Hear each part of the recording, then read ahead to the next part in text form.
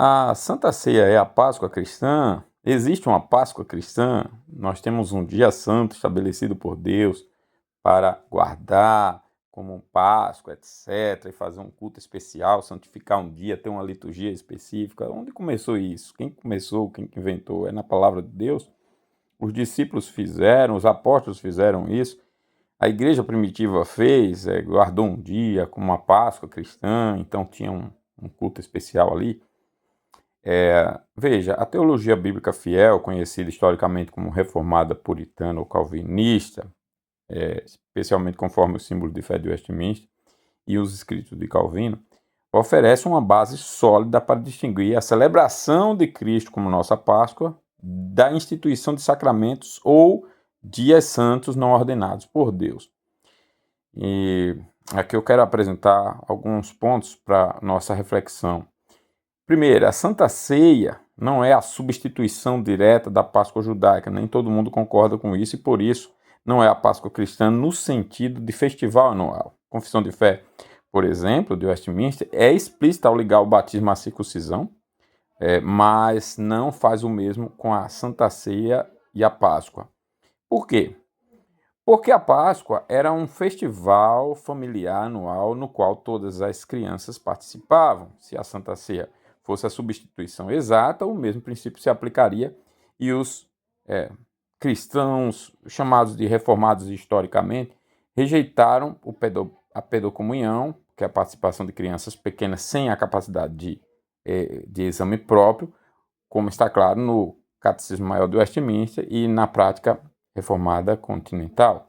Então, a Santa Ceia é memorial da morte do Senhor até que ele venha, exige autoexame e anuncia a morte de Cristo. Não é mera celebração de justificação. A Páscoa cristã, no sentido mais profundo, é Cristo mesmo. Se a gente estudar direitinho a Páscoa, ela era uma celebração daquela libertação da escravidão do Egito, uma comemoração, uma celebração, era feita em casa, não precisava de toda essa liturgia, de ter um pastor, naquela época um sacerdote e tal, não precisava de tudo isso.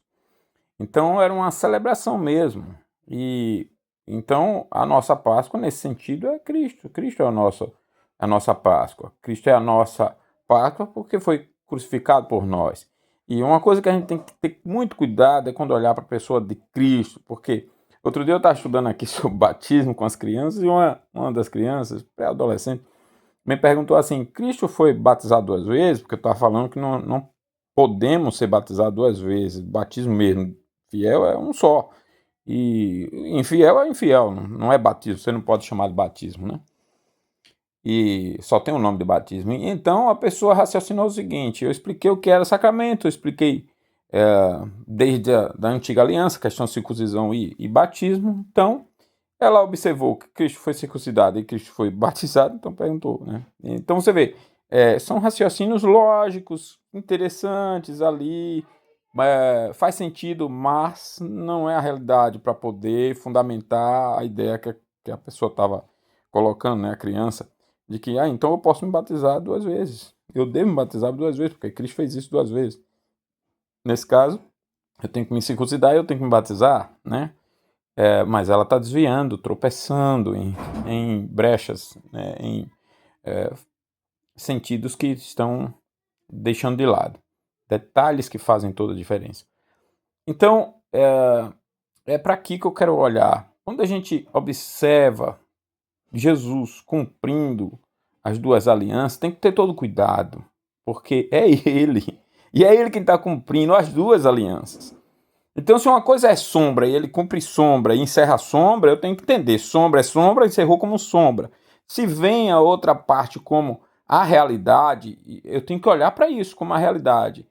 E o que está direto, exatamente ligado àquilo que era da antiga aliança e ficou como substituição, eu tenho que olhar para isso diretamente, sem nenhum desvio de um para outro. Mas quando não há essa aplicação direta, eu tenho que ter cuidado para não aplicar só porque Jesus estava cumprindo ali, porque ele estava cumprindo tudo na vida dele, e especialmente aquele momento final ali. Ele escolheu morrer, se entregar, estabelecer a Santa Ceia no contexto de uma comemoração de tantas coisas. Então eu tenho que ter muito cuidado. Sacrifício de paz, oferta de comunhão, era naquele período também. Não seriam os sacramentos? Tem quem argumente que sim, que o sacramento de fato não era a Páscoa, mas sacrifício de paz e oferta de comunhão. Então, a realidade com relação à Páscoa, a nossa Páscoa hoje, a realidade da nova aliança cumpre e supera todas as sombras da antiga. Por isso, os símbolos de fé do Westminster tratam a circuncisão, o batismo, como substituição direta de sinal de entrada da aliança, mas não fazem o mesmo com a Páscoa, Santa Ceia, né?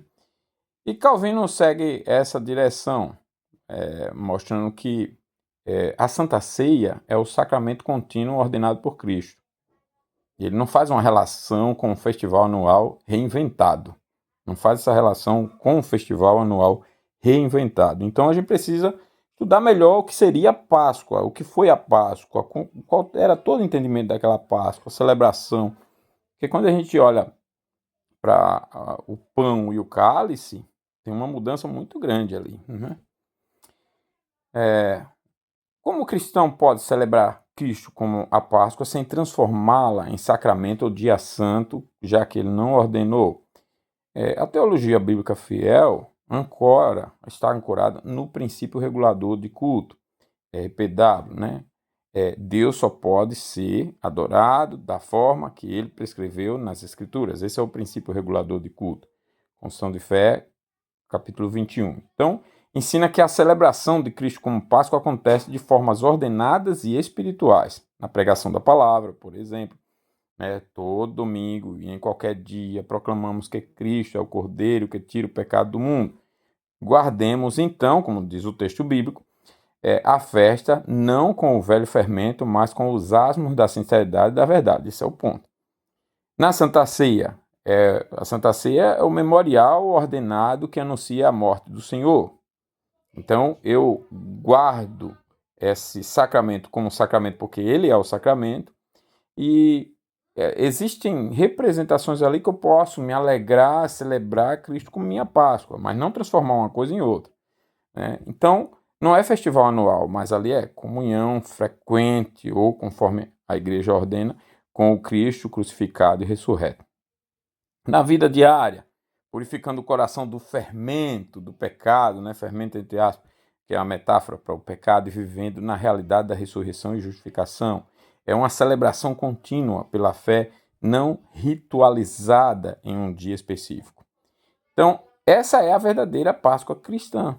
Cristo é a nossa justificação completa. Não precisamos de um dia extra para celebrá-la.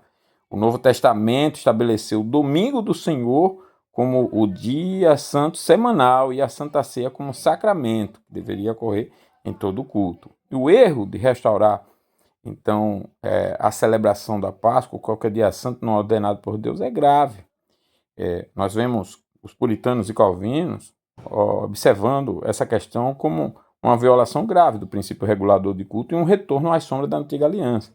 Calvino, em seu sermão sobre o pecado de guardar o Natal, ele fala algo mais ou menos assim: quando elevamos um dia só para o culto de Deus nesse contexto e nesse sentido, nós o transformamos em ídolo, ou seja, algo que Deus não ordenou, nós o transformamos em ídolo.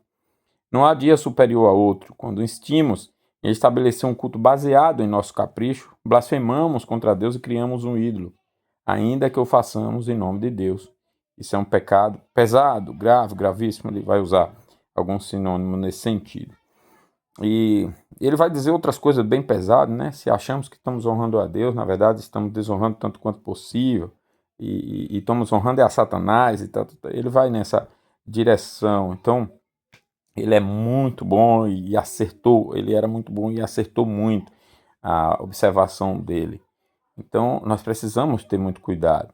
Ele pregava sobre o nascimento sobre o Natal, sobre o nascimento de Cristo, mas recusava transformar o dia em santo e obrigatório. Inclusive, quando ele vai falar do dia de descanso, ele fala do domingo, que é importante guardar um dia tal, mas tem que ter cuidado para não repetir o pecado dos judeus e ter uma visão supersticiosa do dia. porque Cristo é que é o nosso descanso. Nós experimentamos de Cristo todos os dias. Nesse sentido, aí ele faz uma observação, se eu não entendi errado, mais ou menos assim, poderia ser qualquer dia. E de fato, poderia ser o dia de descansar, poderia ser qualquer dia da semana. Não por capricho, ele vai observar, vai corrigir, ele não vai dar brecha para a gente achar que vive uma independência. Então, eu guardo qualquer dia que eu quiser. No final, não guarda nenhum. Não, ele está apenas combatendo o pecado da superstição dos judeus e observando que nós não devemos também transformar, olha só como é o zelo do homem, como era o zelo do homem, transformar o domingo numa versão do sábado para os judeus, na compreensão dos judeus, achando que ali ficou mais santo porque fez determinadas coisas. Não. Se Cristo não for o nosso descanso todos os dias, ele não será o nosso descanso naquele dia.